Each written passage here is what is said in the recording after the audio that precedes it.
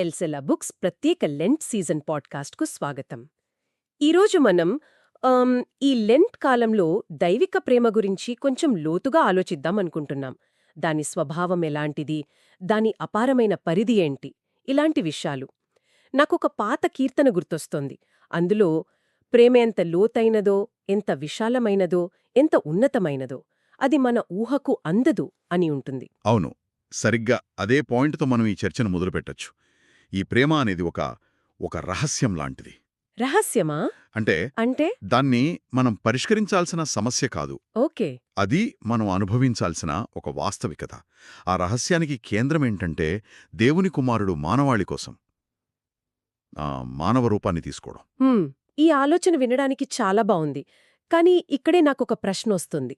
మన భయాలు, మన బాధలు, మన ఫీలింగ్స్ అర్థం చేసుకోలేని ఒక దేవుణ్ణి మనం నిజంగా నమ్మగలమా? చాలా ముఖ్యమైన ప్రశ్న అడిగారు. ఎక్కడో దూరంగా ఆకాశంలో ఉండి మనల్ని గమనించే ఒక శక్తిని ఆరాధించడం చాలా కష్టం. అందుకే దేవుడు మనల్ని దూరం నుండి గమనించే ఒక ప్రేక్షకుడిగా ఉండిపోలేదు. మరి ఆయన మన కథలోకి అడుగుపెట్టాడు. మన కథలోకి అడుగు పెట్టారు. ఈ మాట చాలా శక్తివంతంగా ఉంది. నిజమే. అంటే మన కథను బయట నుండి చదవడం కాదు, ఒక పాత్రగా ఆ కథలోకి రావడం. అంటే ఆ ధూళి, ఆకలి, కన్నీళ్లు, అలసట, వీటన్నింటినీ ఆయన అనుభవించాడు. అంటే మనలాగే? అవును, సరిగ్గా మనలాగే. దీని వెనుక ఉన్న ముఖ్య ఉద్దేశమేంటంటే ఎవరూ ఒంటరిగా నడవాల్సిన అవసరం లేదని భరోసా ఇవ్వటం. ఇది వింటుంటే చాలా ఓదార్పునిచ్చే ఆలోచనలా ఉంది. సరే, ఈ ప్రేమ మనల్ని అర్థం చేసుకుంటుంది అన్నాం. మరి దాని ప్రభావం మన మీద ఎలా ఉంటుంది? ముఖ్యంగా మనం చాలా బలహీనంగా, అయోగ్యులుగా ఫీలైనప్పుడు. కరెక్ట్. అక్కడే ఈ ప్రేమ యొక్క రక్షించే శక్తి బయటపడుతుంది. ఈ ప్రేమ కేవలం మనల్ని అర్థం చేసుకుని వదిలేయదు, అది మనల్ని పైకి లేపుతుంది. అంటే ఒక రక్షణ కవచంలాగా పనిచేస్తుందన్నమాట. ఒక రక్షణ కవచంలాగా, ఇంకా చెప్పాలంటే ఒక రెస్క్యూ ఆపరేషన్లాగా. ఓ, ఆసక్తికరంగా ఉంది. అవును. ఈ ప్రేమ నిశ్చలంగా ఉండే రకం కాదు, అది చాలా చురుకైనదే. అది ఎప్పుడూ వెతుకుతూనే ఉంటుంది. ఎవరిని వెతుకుతుంది? కోల్పోయిన వారిని, కనిష్ఠులను, ఇంకా అణగారిన వారిని. ఆ 3 పదాలు: కోల్పోయినవారు, కనిష్ఠులు, అణగాలినవారు. వీటిని కొంచెం వివరిస్తారా? తప్పకుండా. కోల్పోయినవారు అంటే జీవితంలో దారి తప్పినవాళ్లు, ఒక లక్ష్యం లేకుండా తిరుగుతున్నవాళ్లు. సరే. కనిష్ఠులు అంటే సమాజంలో ఎవరు పట్టించుకోని వాళ్ళు, ఎవరి మాటకు విలువ ఉండదో వాళ్ళు. ఇక అణగారినవారు అంటే పరిస్థితుల వల్ల, అన్యాయం వల్ల నలిగిపోతున్నవాళ్లు. ఈ ప్రేమ ఈ ముగ్గురిని వెతుక్కుంటూ వెళ్తుంది. అంటే మనం దేవుణ్ణి వెతకడం కాదు, దేవుడే మనల్ని వెతుకుతున్నాడు. ఇది మొత్తం దృక్పథాన్నే మార్చేస్తుంది కదా? ఖచ్చితంగా. సాధారణంగా భక్తి అంటే మన ప్రయత్నం అనుకుంటాం, కాని ఇక్కడ దైవిక చొరవ గురించి మాట్లాడుతున్నాం. ఈ ఆలోచనలను మనం ప్రత్యేకంగా ఈ లెంట్ సీజన్తో ముడిపెడితే ఎలా ఉంటుంది? ఎందుకంటే లెంట్ అనగానే మనకు త్యాగం, ఉపవాసం ఇవే గుర్తొస్తాయి. నిజమే. కాని ఈ కొత్త కోణంలో చూస్తే లెంట్ అనేది మనం దేవుడి కోసం ఏం చేస్తున్నాం అనే దానికంటే దేవుడు మనకోసం ఏం చేస్తున్నాడు గుర్తు చేసుకునే సమయం. ఈ ప్రేమ వదులుకోదు, అది మనల్ని వదిలిపెట్టదు. అదొక పట్టు విడువని ప్రేమ. పట్టు విడవని ప్రేమ. ఈ మాట చాలా ధైర్యాన్ని ఇస్తోంది. అవును. ఎందుకంటే ఇది మనం దేవుణ్ణి కనుగొనడానికి చేసే ప్రయత్నం గురించి కాదు.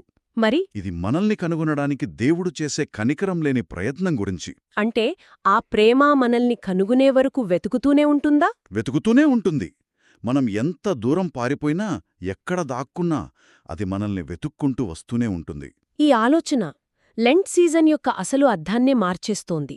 శిక్షలు, కఠినమైన నియమాలతో కూడిన కాలంలా కాకుండా ఒక ఆశ, భరోసాతో నిండిన కాలంలా అనిపిస్తోంది. సరిగ్గా చెప్పారు. లెంట్ అనేది మనల్ని మనం శిక్షించుకునే కాలం కాదు. ఈ పట్టువిడువని ప్రేమ మన జీవితంలో ఎంత చురుకుగా పనిచేస్తోందో గుర్తించే కాలం. అంటే మన ప్రార్థనలు, మన ఉపవాసాలు ఇవన్నీ దేవుణ్ణి మెప్పించడానికి కాదన్నమాట. కాదు. అవి మనల్ని వెతుకుతున్న ప్రేమ యొక్క స్వరాన్ని స్పష్టంగా వినడానికి, మనల్ని మనం సిద్ధం చేసుకోవడానికి, మన చుట్టూ ఉన్న శబ్దాన్ని తగ్గించుకోవడానికి. వావ్! ఇది చాలా పెద్ద మార్పు. అంటే ఈరోజు మన చర్చలో మనం ప్రేమ యొక్క అపారమైన స్థాయి నుండి మొదలుపెట్టాం. అది మన ఊహకు అందనిది అనుకున్నాం. అవును. అక్కడి నుండి అది మనల్ని అర్థం చేసుకునే ఒక సానుభూతిగల ప్రేమ అని తెలుసుకున్నాం. మ్మ్. మన అనుభవాలను పంచుకునే ప్రేమ. అండ్ చివరగా అది కేవలం సానుభూతితో ఆగిపోకుండా మనని వెతికి రక్షించే ఒక చురుకైన శక్తి అని అర్థం చేసుకున్నాం. అవును. ఈ ప్రయాణాన్ని ముగించడానికి ఒక మంచి ఆలోచన ఉంది. చెప్పండి. ఈ సీజన్ కోసం ఒక ప్రార్థనలో దాన్ని మనం స్వీకరించవచ్చు. ఈ అపరిమితమైన ప్రేమ ఈ కాలంలో మనల్ని ఒక కొత్త విధంగా చేరుకోవాలి. చాలా బావుంది. అది మనల్ని కనుగొని, మన గాయాలను స్వస్థపరిచి, మనల్ని తన దగ్గరకు చేర్చుకోవాలి. ఇది కేవలం ఒక ఆకాంక్ష మాత్రమే కాదు. ఈ ఆలోచనల ప్రకారం ఇది ఈ సీజన్ యొక్క వాగ్దానంలాగా ఉంది. నిజమే, ఇదొక వాగ్దానం. మనం ఎంత దారి తప్పినా, ఎంత బలహీనంగా ఉన్నా, మనల్ని వెతుక్కుంటూ వచ్చే ఒక ప్రేమ ఉందని తెలుసుకోవటం నిజంగా గొప్ప ఆశ్వాసం. ఖచ్చితంగా. మనం చెయ్యాల్సిందల్లా ఆ ప్రేమ మనల్ని కనుగొనడానికి అనుమతించడమే. మన అహాన్ని, మన భయాలను పక్కన పెట్టి. అవును. బహుశా ఈ లెంట్ మనల్ని అడుగుతున్న ఒకే ఒక ప్రశ్న ఇదే కావచ్చు. ఏంటది? ఈ ప్రేమ నిన్ను కనుగొనకుండా అడ్డుకుంటున్నదేమిటి? ఈ ప్రశ్నకు మనం సమాధానం వెతకాలి. మా పాడ్కాస్ట్ను విన్నందుకు ధన్యవాదాలు.